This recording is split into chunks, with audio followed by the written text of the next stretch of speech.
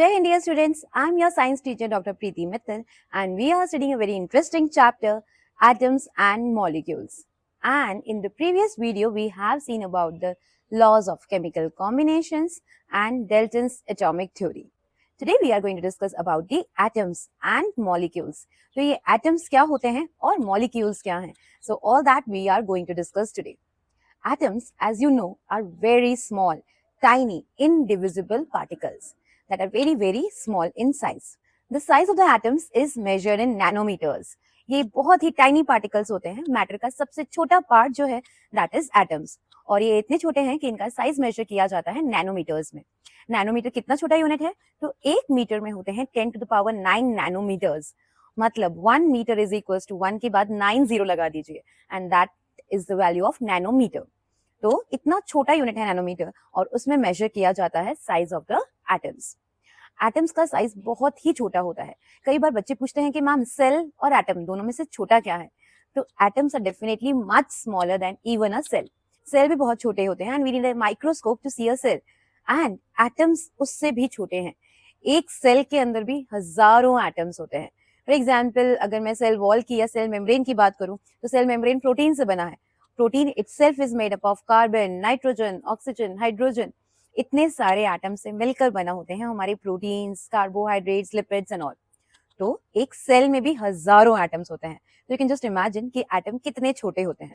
For example size of a hydrogen atom is 10 to the power minus 10 meters and size of a molecule of water is approximately 10 to the power minus 9 meters. So you can just imagine that the molecules, the atoms are very, very tiny structures.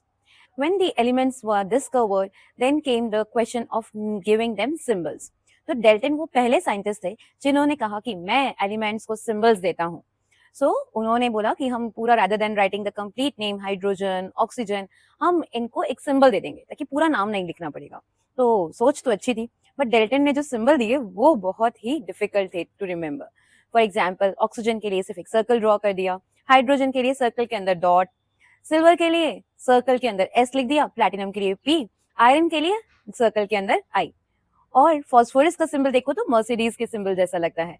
तो इस तरह से उन्होंने अलग अलग symbols बताए for different different elements. But आप जब ये सिंबल्स देखोगे तो आपको लगेगा कि it's very difficult to write these symbols. इन्हें याद करना तो और भी ज्यादा मुश्किल है. तो डेल्टन को कहा गया कि बस आपने डेल्टन एटॉमिक थ्योरी दे दी, बहुत अच्छा किया, बट ये सिंबल्स तो नहीं चलेंगे, these are too difficult to remember. Then came the scientist Berzelius. Remember, it's very important for exams. Berzelius नाम के साइंटिस्ट ने आपकी प्रॉब्लम्स को किया थोड़ा कम और उन्होंने दिए वो सिंबल्स जो हम आज भी यूज करते हैं.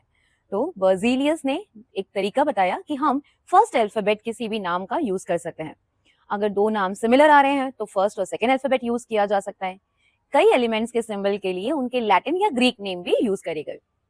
For some of the elements, even the meaning of those words was also used. For example, gold. तो gold word comes from the word aurum. Aurum का मतलब होता है येलो कलर. तो उसके कलर से उसका नाम derived है. That is aurum. That is used for gold. तो इस तरह से नाम दिया गया, nomenclature किया गया अलग अलग एलिमेंट्स का. तो ये नॉमेनक्लेचर आज जो अप्रूव करता है, आपको लगता होगा कि ये कौन बताता है कि गोल्ड का सिंबल AU होगा, प्लैटिनम के लिए PT, सिल्वर के लिए AG, हाइड्रोजन के लिए H. तो ये सिंबल्स कौन बताता है? तो that is approved by IUPAC. Remember, it's very important as a 1 marks question that what is the full form of IUPAC? IUPAC stands for International Union of Pure and Applied Chemistry. तो ये International Union of Pure and Applied Chemistry, they just assign the symbols and they approve the symbols for different elements, for different compounds, for all different things related to chemistry. तो अलग अलग elements को जो symbols दिए गए that were following some basic rules. For example किसी भी element का first alphabet is always written as capital letter और अगर उसमें दो अल्फाबेट हैं तो first capital and second should always be a small case letter. So अगर हमें हाइड्रोजन लिखना है तो हाइड्रोजन का सिंबल होता है H. अगर हीलियम लिखना है तो HE, उसमें हम सेकेंड अल्फाबेट भी यूज करते हैं. ओके, तो हीलियम का सिंबल हो जाता है HE. इसमें H कैपिटल होगा and E should be small only. Carbon लिखना है तो सिंबल है C. अगर आपको कोबाल्ट लिखना है तो it is written as CO. First 2 letters are used, CO. But इसमें याद रखना है C कैपिटल होगा and O should be a small case letter. अगर आपने दोनों कैपिटल लिख दिए तो वो एक नया कंपाउंड बन जाएगा, वो एक एलिमेंट नहीं है, that is a new compound, that is carbon monoxide. तो C और O दोनों कैपिटल हैं तो that is carbon monoxide, not cobalt. इसलिए याद रखना है जब भी आप किसी एलिमेंट का सिंबल लिख रहे हो तो first alphabet capital and the second alphabet should be a small letter only. Chlorine, chlorine में फर्स्ट और सेकंड की जगह फर्स्ट और थर्ड अल्फाबेट लिया गया, सो इट्स Cl। ओके, तो C capital and L should be a small letter. इस तरह से लिखा जाता है सिंबल किसी भी एलिमेंट्स का। Some of the symbols were derived from the Latin or the Greek names, some others were derived from the English names only. Okay, तो आपको फर्स्ट 20 एलिमेंट्स के तो सिंबल सबके पता होने ही चाहिए। Apart from that also copper जिसका सिंबल होता है Cu, iron Fe, mercury Hg, sodium that is Na, ये सारे सिंबल्स याद रखने होंगे। So a table is given in your book as well, just showing the symbol of different elements. You need to memorize these symbols. With the period of time अपने आप ही आपको ये symbol याद होते जाते हैं, क्योंकि आप आगे चल के मॉलिक्यूलर फॉर्मूला लिखोगे, इनके एटॉमिक मास याद करोगे, एटॉमिक नंबर लर्न करोगे, तो धीरे धीरे आपको ये सिंबल्स अपने आप ही मेमोराइज हो जाएंगे। Okay, so that is about the atoms and their symbols. Next comes the concept of atomic mass. तो हमने देखा कि एटम्स का साइज तो बहुत ही छोटा है। अब बात करते हैं एटम्स के मास के बारे में। फॉर एग्जाम्पल हाइड्रोजन का मास देखा जाए तो it is exactly 1.67 into 10⁻⁻24 grams. और जस्ट इमेजिन अगर आपको सारे एलिमेंट्स के मास इसी तरह से याद करने पड़े तो आप बोलेंगे तो बहुत ही डिफिकल्ट है। And yes, it was too difficult, the scientist also felt that. इसलिए एटम्स का मास फाइंड आउट करने के लिए साइंटिस्ट ने यूज करा एक different unit, that is atomic mass unit. ये एटॉमिक मास यूनिट क्या है, let's see to that, but starting with a story. Suppose एक फार्मर था, उसके पास एक बड़ा सारा वाटरमेलन था एंड सपोज उसके पास 12 वर्कर्स थे। अब 12 वर्कर्स को उसको कुछ एक मेजरिंग वेट देना था, उसके पास कोई वेट नहीं था और उसको सपोज सेल करने थे ग्रेप्स। एक बड़ा सारा वाटरमेलन है उसके पास, बहुत सारे ग्रेप्स का पूरा एक खेत है उसके पास और उसको सेल करवाने हैं सारे अपने वर्कर्स से वो grapes. But he was not having any measuring weight. जैसे आप कुछ भी परचेस करने चाहते हो तो वेट यूज करते हैं कंपेयर करने के लिए, तो वेट उसके पास नहीं था। अब सारे वर्कर्स सिमिलर ही वेट के अकॉर्डिंग मेजर करें, इसके लिए उस फार्मर ने किया उस तरबूज के 12 पीसेस एंड 12 पीसेस को कट करके एक एक पीस अपने 12 वर्कर्स को दे दिया। अब जब वो सारे वर्कर्स उस एक पीस को एज वन यूनिट यूज करेंगे तो जब वो सब सेल आउट करेंगे अपने ग्रेप्स को, तब सब वन यूनिट में इक्वल क्वांटिटी ऑफ ग्रेप्स को ही सेल आउट करेंगे। ओके, तो वेट को मेजर करने के लिए हमने क्या करा, एक बड़े सारे वाटरमेलन को 12 पीसेस में डिवाइड करा और उसके एक पीस को मान लिया कि हाँ ये 1 यूनिट है। हमें नहीं पता वो 1 kg है, हाफ kg है या 250 ग्राम है, हमने उसको बोल दिया ये 1 यूनिट है और उसके अकॉर्डिंग ही सारा सेल कर दिया। तो ऐसा ही कुछ किया हमारे साइंटिस्ट ने भी। हमने कार्बन 12 के एक एटम को लिया, कार्बन 12 का जो एक एटम है उसका मास लिया 12 यूनिट्स और उसका 1/12 मतलब एक यूनिट को कहा गया 1 एटॉमिक मास यूनिट और उसको एज अ स्टैंडर्ड यूज करा गया to find out the weight of all other atoms. So what is atomic mass unit? This definition is very important for exams as well. So 1 atomic mass unit is 1/12 of the mass of the carbon 12 atom. Carbon 12 atom के mass के 1/12 जो unit है, that will give you 1 atomic mass unit. That was earlier represented as AMU and now it is represented by U and U represents unified mass. तो instead of calculating the actual mass, हमने calculate करा relative atomic मास। Relative atomic मास मतलब carbon 12 के मास को एक standard मान लिया और उसके कंपैरिजन में सारे दूसरे एटम्स के मास को फाइंड आउट किया गया। Finding out the mass of all other atoms by taking 1 carbon 12 atom as a standard, that is known as relative atomic mass. तो रिलेटिव एटॉमिक मास मतलब कंपेयर करके एटॉमिक मास अलग अलग एटम्स का फाइंड आउट करा गया। And we found that hydrogen को मिला 1 यूनिट, हीलियम का मास आया 4 यूनिट्स। इस तरह से हमने अलग अलग एटम्स को मास असाइन करे। Okay, so here you can see the mass, atomic mass of the first 20 elements. Now let's see how these atoms exist in nature. ये atom कभी-कभी individually exist करते हैं without combining with others. Sometimes these combine with other atoms of the same kind and कभी-कभी ये atoms किसी दूसरे element के atom से combine करके nature में exist करते हैं. So these are the different forms in which these atoms can occur. So we can say that these atoms can occur in the form of molecules of elements as well as molecules of compounds. Now let's see what is the molecule of elements and what are molecules of compounds. Atoms like oxygen, nitrogen, hydrogen, ये atoms दूसरे एक और hydrogen atom के साथ या oxygen atom के साथ, मतलब एक और सिमिलर एटम के साथ कंबाइन होके नेचर में हमें दिखते हैं. For example oxygen molecule is O2. तो O2 मॉलिक्यूल मतलब ऑक्सीजन के दो एटम दोनों कंबाइन होकर फॉर्म कर रहे हैं एक मॉलिक्यूल. और ये मॉलिक्यूल क्यों बना रहे हैं? To gain stability. Oxygen as an individual atom is unstable, बहुत अनस्टेबल होता है, ऐसे अकेला नहीं रह पाता. So it needs a company and that is could be given by another oxygen atom, और दो ऑक्सीजन एटम मिलकर बनाते हैं ऑक्सीजन का मॉलिक्यूल. क्योंकि इस मॉलिक्यूल में दोनों एटम सेम एलिमेंट के हैं तो इसे कहते हैं हम molecule of elements.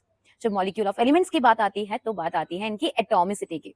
Atomicity means कितने एटम्स साथ में मिलकर एक मॉलिक्यूल बना रहे हैं of the same type of elements, that is known as its atomicity. For example oxygen, oxygen में दो एटम्स ऑक्सीजन के मिलकर एक मॉलिक्यूल बना रहे हैं तो इसलिए ऑक्सीजन में ऑक्सीजन की एटॉमिसिटी कितनी है? 2. बट यही हम ओजोन की बात करें तो ओजोन का फॉर्मूला होता है O3. ओजोन में 3 ऑक्सीजन के एटम्स आपस में कंबाइन हो जाते हैं and that forms one molecule of ozone. तो ओजोन की एटॉमिसिटी होती है 3. सिमिलरली हाइड्रोजन में भी एटॉमिसिटी है 2 क्योंकि दो हाइड्रोजन एटम्स कंबाइन हो रहे हैं. क्लोरीन, नाइट्रोजन, इनमें भी दो एटम्स कंबाइन हो रहे हैं together to form a molecule and so atomicity इनकी भी 2 है. एटॉमिसिटी 2 को डाई एटॉमिक भी कहते हैं. डाई मीन्स 2 एंड क्योंकि दो एटम्स एक साथ रह रहे हैं तो इसे डाई एटॉमिक भी कहते हैं. इसी तरह से कुछ ऐसे एलिमेंट्स भी हैं जो बिल्कुल अकेले रह सकते हैं, जिन्हें किसी और एटम से कंबाइन होने की जरूरत नहीं है. Such are known as mono atomic elements. Mono atomic elements में आते हैं हमारी noble gases like helium, neon, argon. तो ये ऐसे एलिमेंट्स हैं जो कि अकेले रह सकते हैं, वो अकेले ही स्टेबल हैं. They don't need any other element, they don't need any other atom to combine to gain the stability. और ऐसे एटम्स को कहते हैं मोनो एटॉमिक एलिमेंट्स. सिमिलरली अगर हम फास्फोरस को देखें तो फास्फोरस के मॉलिक्यूल में 4 फास्फोरस के एटम साथ में रहते हैं और इसलिए उसको कहा जाता है टेट्रा एटॉमिक. टेट्रा वर्ड का मतलब होता है 4. क्योंकि फास्फोरस के 4 एटम साथ में मिलकर रह रहे हैं इसलिए उसे कहेंगे tetra atomic. 4 atoms are combining together to form a molecule of phosphorus. इसी तरह से सल्फर में अगर देखा जाए तो सल्फर को कहा जाता है पॉली एटॉमिक. क्योंकि अगर 4 से ज्यादा एटम एक साथ कंबाइन होकर रह रहे हैं तो हम उसे अलग अलग नाम देने की जगह कह देते हैं पॉली एटॉमिक. एक्चुअली देखा जाए तो सल्फर में 8 एटम सल्फर के कंबाइन करके साथ में एक मॉलिक्यूल फॉर्म करते हैं. तो S8 होता है. सल्फर में 8 एटम्स सल्फर के कंबाइन करते हैं और एक सिंगल सल्फर मॉलिक्यूल बनाते हैं जिसमें 8 एटम्स होते हैं तो उसे पॉली एटॉमिक कहते हैं. उसकी एटॉमिसिटी कितनी है? Actually it is 8. ओके, तो number of atoms constituting a molecule is known as its atomicity. Then comes the molecules of compounds. Molecules of compounds, for example, water. Water molecule बनाने के लिए दो हाइड्रोजन एटम्स एक oxygen atom से combine करते हैं. क्योंकि दो अलग अलग टाइप के एटम्स कंबाइन हो रहे हैं, अलग अलग एलिमेंट्स के एटम्स कंबाइन हो रहे हैं, इसलिए हम इसे कहते हैं मॉलिक्यूल ऑफ कंपाउंड. तो वाटर में आते हैं दो हाइड्रोजन एटम्स और एक ऑक्सीजन एटम. अगर वाटर की एटॉमिसिटी आपसे पूछा जाए तो कितने एटम्स है वाटर में? टोटल 3. तो वाटर की एटॉमिसिटी हो जाती है 3. सिमिलरली कार्बन मोनोऑक्साइड में एक कार्बन एटम है और एक ऑक्सीजन एटम है तो that will be forming the molecule of carbon monoxide. इसी तरह से कार्बन डाइऑक्साइड की बात करें तो फॉर्मूला आप सब जानते हो, दैट इज CO2. तो CO2 में क्या है? It's a molecule of a compound that is having 1 carbon atom and 2 oxygen atoms. Okay, तो इस तरह से बनते हैं मॉलिक्यूल्स. एक तीसरा तरीका भी होता है एटम्स के एग्जिस्ट करने का, that is in the form of ions. Atoms exist in the form of ions also. For example hydrogen एक इलेक्ट्रॉन को किसी और एटम को अगर दे दे तो उसके पास एक पॉजिटिव चार्ज आ जाता है and it is written as H+ ion, that is hydrogen ion. और ये हाइड्रोजन आयन मतलब एक चार्ज्ड पार्टिकल है. तो ऐसे चार्ज पार्टिकल्स के बारे में आप अपनी प्रीवियस क्लासेस में भी पढ़ चुके हो, इन्हें कहते हैं आयंस. अगर ये चार्ज पॉजिटिव चार्ज है तो उसे हम कहते हैं कैटायन और किसी आयन के ऊपर नेगेटिव चार्ज है तो उसे कहते हैं anion. For example chlorine. Chlorine एक इलेक्ट्रॉन किसी दूसरे एटम से ले अगर तो उसको एक नेगेटिव चार्ज मिल जाता है और फिर उसे कहते हैं chloride ion, Cl-. Okay, similarly bromine एक नेगेटिव चार्ज ले एक इलेक्ट्रॉन किसी से गेन कर ले तो वो बन जाता है bromide ion. Hydroxide ion. Hydroxide ion क्या है? हाइड्रोक्साइड आयन मतलब एक ऑक्सीजन का एटम है, एक हाइड्रोजन का एटम है, दोनों साथ में अकर कर रहे हैं और उनके पास टोटल चार्ज कितना है? -1. तो ऐसे आयंस जिसमें एक से ज्यादा एटम हो उन्हें कहा जाता है poly atomic ion. For example hydroxide ion. Okay, तो हाइड्रोक्साइड आयन में एक से ज्यादा टाइप के आयंस हैं, एक से ज्यादा टाइप के एटम्स इन्वॉल्व हैं, तो उसे कहा जाएगा पॉलीएटॉमिक आयंस। सिमिलरली अगर आयंस के पास में पॉजिटिव चार्ज है तो उन्हें कहते हैं कैटायंस। कैटायंस के कुछ एग्जांपल हो सकते हैं hydrogen ion H+, sodium ion is Na+, potassium ion K+। तो इनके पास प्लस चार्ज क्यों आया? Because they lost the electrons, ये डोनेट कर देते हैं अपना इलेक्ट्रॉन। ठीक है, ये इलेक्ट्रॉन्स को डोनेट क्यों कर रहे हैं that we will see in the same chapter only. So जब ये इलेक्ट्रॉन को डोनेट कर देंगे तो इनके पास एक पॉजिटिव चार्ज आ जाएगा और ये कहलाएंगे cations. Similarly polyatomic ions cations भी हो सकते हैं। For example ammonium ion, ammonium ion is NH4+, तो ammonium ion is NH4+ and that is a polyatomic ion. ठीक है, अगर मैं एक और आयन की बात करूं that is calcium ion, so calcium ion is Ca+2 charge है उसके पास, तो that is also an example of a ion only. So in the next video, we are just going to talk about the valency of different atoms and we will see how molecules are formed, how the molecular formula could be learned. Okay, so that's a very important part of the chapter that we are going to discuss in the next video. So let's quickly recap. In this video, we have seen what are atoms, what is the size of the atoms, then we have seen about the mass of the atoms and that is calculated as relative atomic mass. फिर हमने देखा कि atoms के mass को हम represent करते हैं as U, that is unified mass. इसको पहले रिप्रेजेंट किया जाता था as atomic mass unit, AMU. Then we have seen about molecules कि ये atoms exist कैसे करते हैं नेचर में, तो ये usually exist in the form of molecules.